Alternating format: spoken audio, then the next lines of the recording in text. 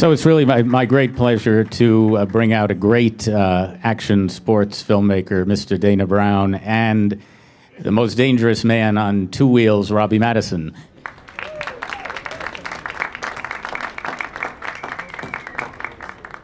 Thank you. Well, Dana, let's just start by talking a little bit about sort of the origins of this movie, because we saw a little bit in the trailer there. I'm sure a lot of people know your dad, Bruce Brown's movies, the original On Any Sunday, and of course The Endless Summer, which is probably the movie's single most responsible for turning people on to surfing all over the world. And you sort of over the last years kind of revisited a lot of your dad's work in different ways, with Endless Summer revisited, On Any Sunday revisited, your own Step in a Liquid, which is a kind of high-tech Endless Summer for the 21st century. And so how did you come to want to revisit On Any Sunday in this way, to sort of see where bikes and motorbikes and everything else on two wheels is at this moment? Well, On Any Sunday to me is like the high water mark in action sports documentaries. It was nominated for an Oscar, which imagine this kind of film, that happening. Hey, it could happen. Don't say anything. No, I'm just saying. So I got contacted by Red Bull Media House, and they wanted to do kind of a mainstream thing that got in the theaters, and were wondering what I had in mind. And we talked about different subject matter, and they brought up motorcycling. And then they said, what if you did a sequel to On Any Sunday? And I said, well, why don't we call it something else? Because in motorcycling, it's kind of like, you have the New Testament and you go, I found another chapter. Like, there's people not going to be happy about that. But they kind of convinced me to do it, and I talked to Dad, and he said, yeah, I think it's time. And the more I thought about kind of my career, I thought, like you said, I don't do movies on purpose to exploit or capitalize on his thing. We have similar sensibilities, et cetera. And I thought, God, he's going to be 77. My mom passed away a few years ago. Nobody lasts forever. And I thought, wow, it's a good opportunity to maybe continue a legacy and give a salute to the reason I even wanted to make films, which was seeing the original On Any Sunday when I was a kid. And here we are. And I knew the story. It's a great world. So, here we are. Well, I'm just wondering, when you set out, how much did you already know about, just how much the sport had changed in 40 plus years, technology-wise? I mean, it's amazing, some of the bikes in the movie and what people can do with them. And how much of that was a discovery process about, what the film would cover, who would be in the film, that sort of thing? Well, I'm a fan of motorcycling, and I follow it and I ride. But I didn't. The co-writer on the movie is a guy named Scott Russo, who was editor at Cycle News, and I brought him in just for him to describe to me not so much the different disciplines, but the different people in the disciplines. Right. So every segment could kind of show a little different shade of the color spectrum in this shared passion. And as I got into it, first of all, the talent of guys like this is unbelievable. And the cameras have gotten so much better. Everything's really just blown up in the ability, but the spirit of it remains. I mean, this sense of family, this shared passion, this thing that's passed on from generation to generation, like many shared passions. So I thought, well, this is pretty bitchin', because you have something that's going to look completely different, but at its heart, it's the heart beats the same. So it was a discovery. I kind of expected something, and I think in a lot of ways it exceeded kind of my wildest expectations. And Robbie, can you talk a little bit about how you became involved? Did you already know Dana, or did he look you up and sort of pitch it to you?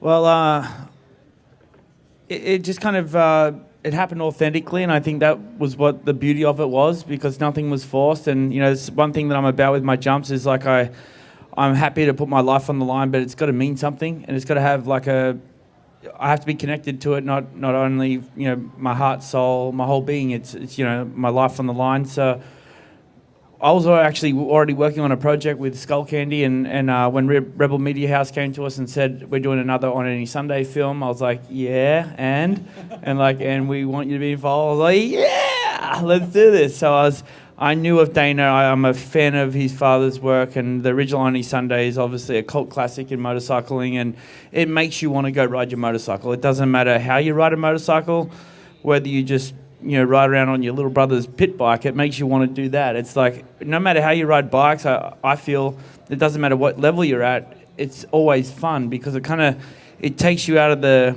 the endless chatter of your mind, and you're able to just kind of focus on something for a minute, and you get a break from hearing the voices, and you're able to kind of like really just experience life in the moment. And when I got the call up to say, hey, we'd love to have you involved in the film, it was just a pure delight. And as we move forwards, I was able to make a small project into a bigger project, and to get the publicity and the coverage that we're getting with this film is amazing. And to meet, a nice little guy like this, he's become a great friend of mine, and his family's amazing. And I'm a big fan of their work and just their lifestyle, their ethic, their relaxed approach. It really kind of transcends through the film. And so it's been a blessing, to be able to. It meant even more to me to go and do this jump once on any Sunday was a part of the stunt as well. It meant so much more to me. It made it a lot more. At first, I really thought that this jump, it felt like I was missing an element, and this definitely filled that hole and made it so much more. Well, we have a clip of you from the movie, so let's take a look at that, and then we'll talk a little bit more. I actually thought it could be interesting maybe for both of you, actually. I mean, you, Robbie, talk about it a little bit in the movie, but for people who haven't seen it, just sort of what your entry point was into motorcycle culture, motorcycle riding, and motorcycle racing. I think we sort of all start out on a bike with training wheels, and we lose the training wheels, and for some of us, that's about where it stops, and others, it becomes something much bigger. Yeah, for me, I've always felt some sort of energy about me to prove myself. And I had a bigger sister that used to beat me up when I was a kid, so I think that might have had something to do with it. But, I was born to young parents, had me when I was really young, and I was kind of just left to my own devices. I used to walk the bushlands when I was 4 or 5 years old, and just go hunting by myself and catch lizards. And I mean, I was left to my own devices, and not that it was a great thing, really kind of. It definitely set me in a direction that gained momentum pretty quickly. And I remember when I was a really little kid, I went to get my first motorbike, and I was just a little guy, and the guy at the bike shop said to my dad, I don't know if he's, big enough and tough enough to ride a motorcycle. And he turned around and I was eating a lemon, and he's like, okay, he's eating a raw lemon. Yeah, he probably could do this. And so it's just been one thing after another. I've had a lot of injuries, but there's just been that inside of me. There's been that little kid with a dream who wants to jump mountains and do crazy things on a bike. And I let it go to rest when I was 16. I had a viral meningitis, a viral encephalitis, was on a deathbed. And when I came out of that, something inside of me just said, you've got one opportunity to follow your dream. And I went and watched a motorcycle event in a local in Sydney. And there was some of my friends were in the show. And I was like, man, I got to get out there and try it because I know I'm better than these guys. And it really started off as a competition thing, but once I got past that, it's really become something it's part of my being. And that's why I say I do these for authentic reasons, because it's life and death. Like jumping off a 10-story building, it can go horribly wrong. And in the film, I jumped a length of a football field and dropped 20 stories. And one breath of wind or an oversight in a certain direction could take you down. And it's been. Motorcycles has consumed my life, and I mean, it started from the first injuries. Now it's a file at the hospital as big as my arm, and they definitely know me. and for me, like Robbie was talked about, in the original On Any Sunday, there was no real Evel Knievel was not profiled, etc. Somebody said, what about the stunt guys and the freestyle guys? And I went, that's good, but this is really about heart and soul and spirit. And then I met Robbie, and we talked before I decided to do it. And he's such a sweet guy, but he's kind of obviously a little bit bananas.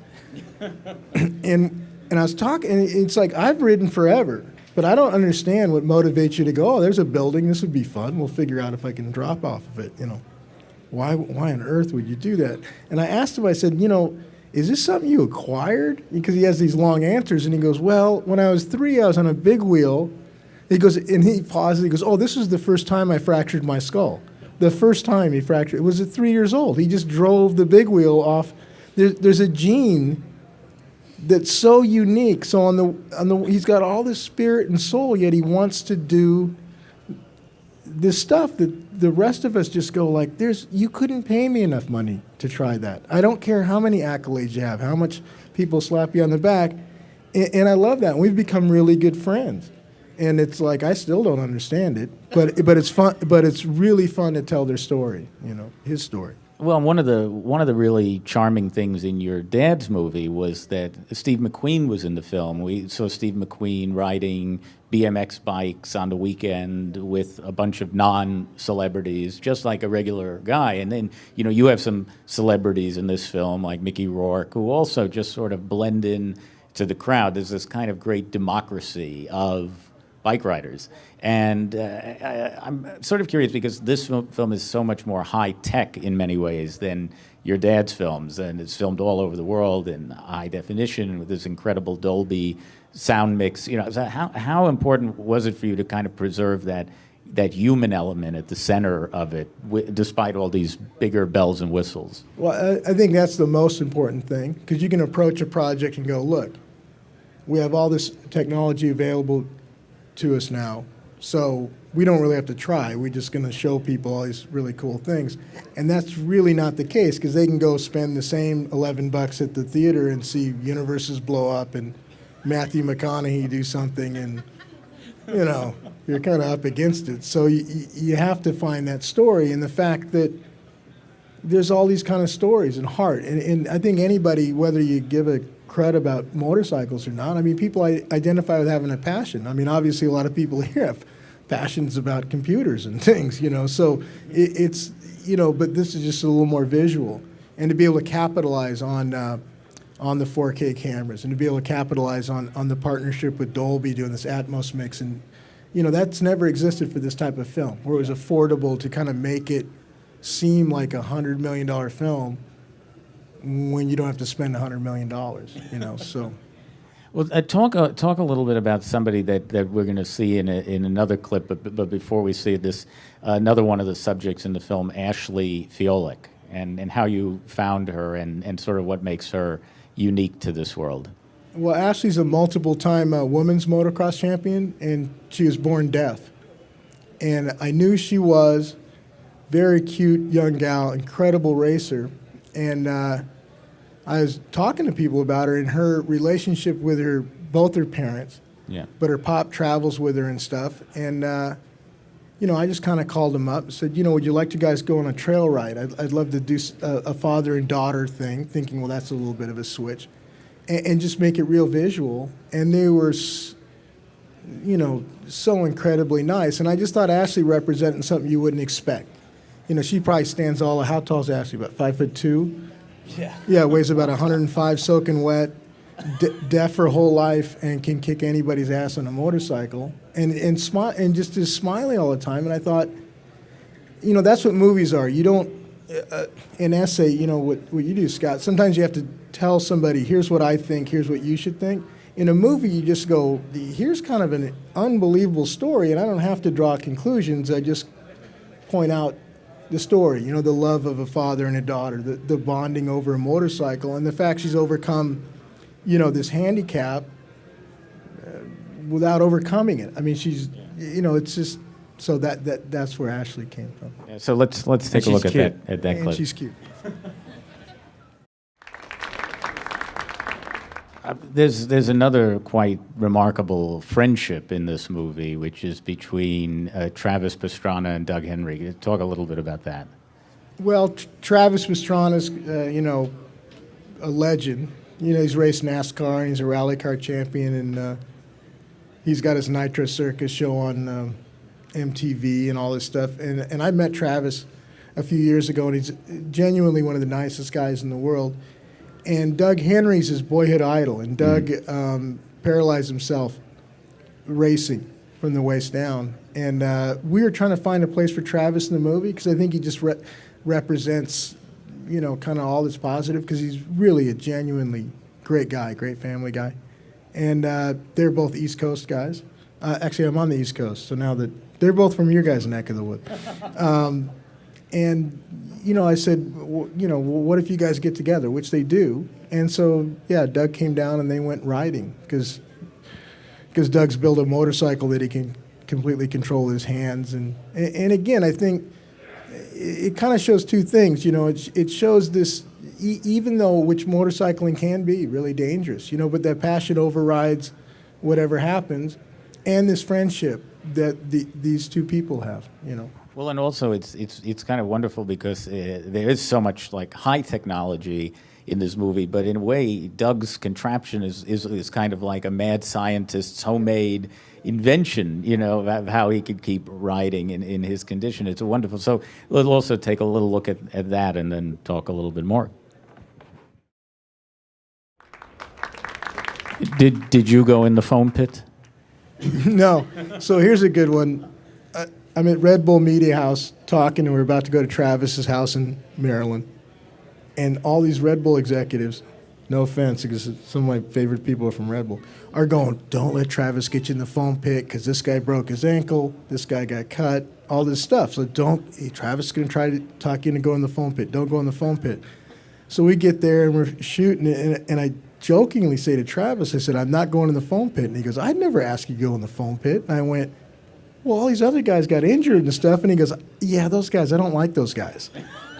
So I guess they came and like, hey, hanging out with Travis. Travis goes, hey, dude, I got a good idea. Let's go in the foam pit, like to try to weed the people out, I guess, a little bit. But so I felt kind of in there because Travis didn't make me go in the foam pit. Now, this is a question, and maybe Robbie can comment on this too, but you narrate your own films. We heard that a little bit there. Your dad did that. He used to do live narration to films back in the day. And you have captured a certain folksy, self-effacing quality very much. I think I'm quite sophisticated. I guess the question is does that come naturally, or did you have to practice that, that sort of wry humor? When I was making Step into Liquid, we actually made the whole film, the rough cut, without any narration. Yeah. It was just told second person. And, we ran a couple tests, and it was difficult to go from one section to the other. We thought some of the audience was missing some of the points, and somebody goes, well, you have to narrate it. And that was the last thing I wanted to do, because I thought, geez, Dad set the bar so high, and then I did it for Step, and the first time in the sound booth, I did the first, like, my name's Dana Brown and I'm a surfer, and they play it back, and I sounded so much like my freaking dad, which you don't know how you sound. And I was like, oh, this is going to be great, No, it's just natural. I just do my movies kind of, it's not something I'd love to do it in another way, is what I'm trying to tell you. Although I did do Toyota ads. I was the voice. There's money in this if you got a voice. But I'm not a professional narrator. It's just kind of their personal stories, and it kind of makes sense. It also establishes a point of view for the story, that I'm not the omniscient narrator going, this is exactly how everything is. I'm not Morgan Freeman. I'm just this, well, I kind of am Morgan Freeman, every other Friday. But, I'm just this guy. I'm just telling you a Shaggy Dog story that maybe you sit down and watch. I'm not trying to be the expert of experts, So it kind of serves a purpose to give the movie a point of view as well. Robbie, we saw you hobble out here a little bit, so I assume there's not another jump in your immediate future, but what are you dreaming of these days? I hobbled out here because Dana attacked me this morning. And no, I had surgery on Friday, but I'm working on a couple of projects. I have one project's close to heart. I've been working on it for 2 years, but it involves motorcycle, it involves water. But I'm just trying to keep it under my hat for now. I haven't really... We've had some huge success. We haven't recorded anything with Guinness Book yet because we're just trying to really find out exactly what it can do. But I have some big dreams for it, and hopefully you guys will see it soon. And Dana, have you given thought as to, since you've kind of exhausted your dad's filmography now, what might be the next step for you? I'm just going to start making sequels of my own movie, 900 years later. I've thought about a couple things. I mean, on this kind of thing, we didn't really finish the mix till July, and then you got to go out and promote it. And but there's some things I'm considering. I'd like to do maybe some shorter format stuff before I do the next feature. Right. But it's kind of I'm going to survive this, and hopefully it goes good starting on Friday, and people want to hire me again. That's kind of where I'm at. Well, I'm going to turn it over in a second to the audience for some questions, but we have one more clip from the movie to look at, which is a sequence involving a custom motorcycle designer called Roland Sands. So we'll take some questions for now for these guys, if there are some. Awesome. My question is for Robbie. I imagine there must be some fear involved in what you do, or at some point there must have been fear involved. Just from that clip of you going up to that arch and coming back down, was there a moment of terrifying fear, or have you moved past that? Is it more an energy that excites you? I mean, kind of what goes through your head when you do these huge things that you do? Well, I'd like to joke about it, but it's it is what it is. I honestly, I am fearful. When I did the jump on the Arc de Triomphe, I started going through the motions of it probably about a year before, and I jumped the football field successfully prior to that, and Red Bull said to me, hey, that went off so great, it was such a huge success for us, what's next? And straight away, just normal thinking, I was like, let's put a row of tanks in there, or let's make a soccer field, it's a bit longer. And I was like, no, that's what Evel Knievel did. I want my stuff to be interesting and different. And I said, there's something that needs to come out, but I don't know the answer right now, so I'm not going to give one. And if the time passes and I don't give you an answer when you need it, well, then I just feel that everything happens for a reason. I just like to stay in the flow. So I kind of just said, well, I'll get back to you if I come up with it. And one day I was driving down the freeway and I was doing about 70 mile an hour, and I looked over it. There was a Holiday Inn off the 405 in California, and passing the Holiday Inn at 70 mile an hour, I was like, with the right ramp at this speed, I could just tell I would have jumped right over the building. And I was like, there's the idea. So I called the guys at Red Bull, and I'm like, I've got a great new idea. And honestly, that's how it went. But I had to commit to that jump. After we had some talks and we talked about how to practice it and all this and that, I committed to it. And when I started kind of envisioning being in Las Vegas and going off this ramp, I was going weak at the knees, my heart was pounding, I was cold sweats, and I started listening to everyone else's opinion, and no one had anything positive to say.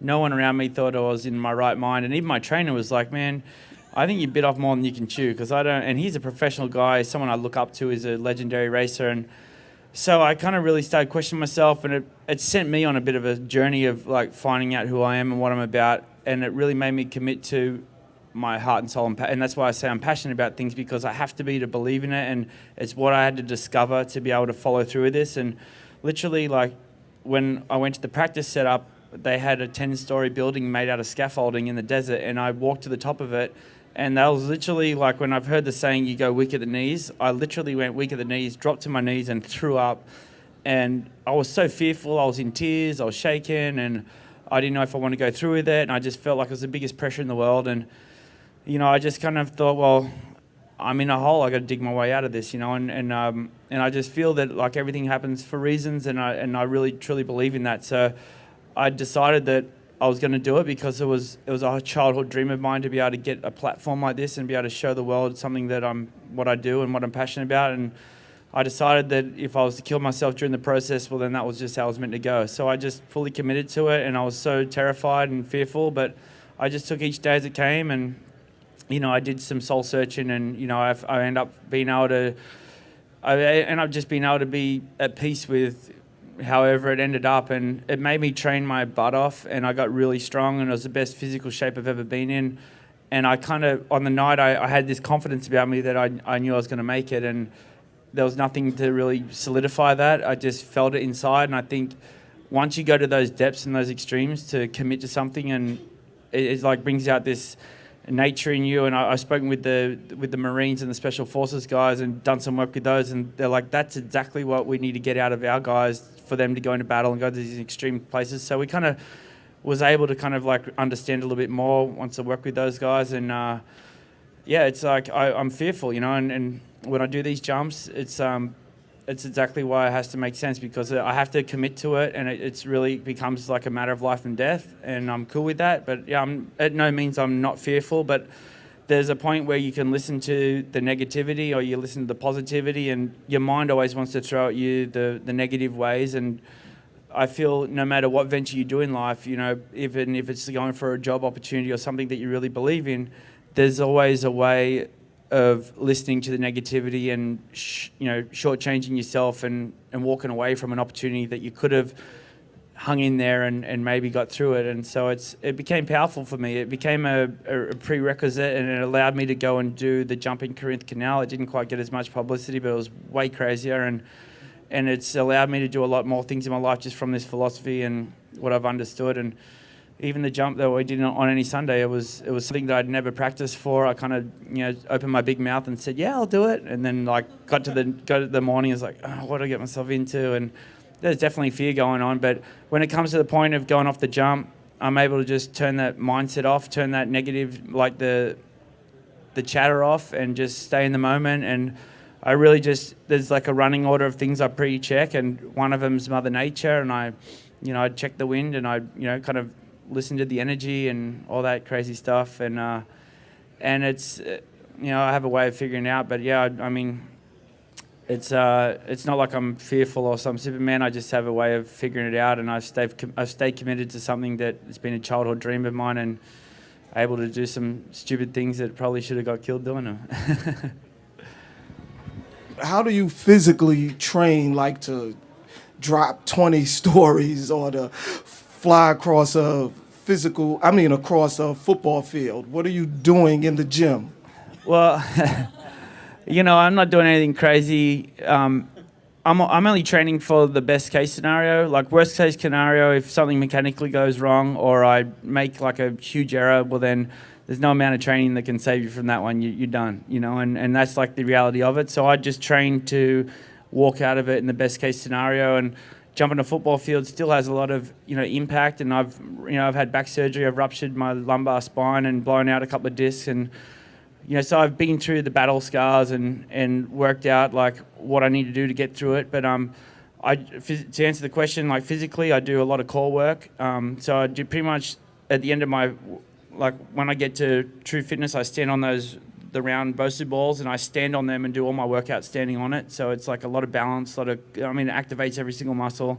And I do a lot of fast twitching stuff. So bouncing on trampolines with my eyes closed, juggling tennis balls and throwing them against the walls. So you just kind of get that awareness, like a kind of enhancing that seventh sense, of like being able to see without seeing and being able to feel things and feel the energy, because there's energy around and you can feel it if you really harness into it. And I've been able to form a relationship with my soul, and it's got all the answers when you want to listen to it. And I have a really kind of crazy spiritual guy that I go and listen to, and there's rhyme and reasons to certain things, and it seems like a really distant at first, but the more you when it's your only lifeline, you're able to kind of figure it out. And it's been something I've grown a lot from, and it's something that I hope to come back to soon. And I mean, every time I go through a jump like this, I really have to kind of deep dive back into that pond. It's not something I do every day, but leading up to a big jump, it's my lifeline. I really need to focus on it. So it's and as much as it is physically, there's a spiritual dimension to it as well. And I'd spend a lot of time trying to meditate, so I'd try and take like an hour a day to just turn the mind off and sit in silence. And it might sound wacky or weird, but it's hard to do, and an hour is a long time with no thought, but it really kind of brings a whole stillness about you, and it enhances your senses. You go from that to listen to the BS that people talk, and you can really decipher what's good and what's bad. So it helps me kind of stick to my path and stay on track. Is your passion driving motorcycles or doing stunts? My passion is living life. It's motorcycles for me is a paintbrush. And I feel like I'm an artist. But yeah, I love riding motorcycles. I love surfing. I love so many things, and it just happens that motorcycles are my avenue where I can earn money, and men's got to eat. So this question is for Dina. Obviously, your dad did the film, and now you've done it. Has he seen the film, and what did he think of it? Yeah, we sent him. He's in the executive. movie. Yeah, he's in the movie, and he's executive producer. So when we started, I kind of laid out what we had in mind. You never know until you do it. I thought Robbie was gonna be 6'4" and real handsome, and That's you. That's all you. yeah, that's me. You're right. No, so it becomes a journey. You find out Robbie's Robbie, so you want to show that story. So I showed him that, and we went and shot it, and we'd send him rough cuts. I shot we edited the film in Canada, and I'd send him rough cuts, but he didn't see the whole finished product till the international premiere at the San Sebastian Film Festival in Spain about a month ago. And he's stoked. Now he's like, he is the Hollywood premiere. He's going next week to Spain, to Santa Barbara to the local deal. He's like the biggest supporter of it. Which, you know, honestly, at the top of the list. Besides hoping the audience likes it, I mean, you want to make sure he's proud. So, yeah, as far as I know, he's on board. Robbie, Dana, I want to thank you so much. I want to encourage people to see Dana's other films, Step Into Liquid and the wonderful Dust to Glory about the Baja 100. And thanks. And on any Sundays in theaters Friday, right? Yeah. Go see it. Just you can buy a ticket. You don't even got to go see it. Thanks for Thanks very everyone much. having the time to listen to us. Thank you. Thank you to Apple Soho.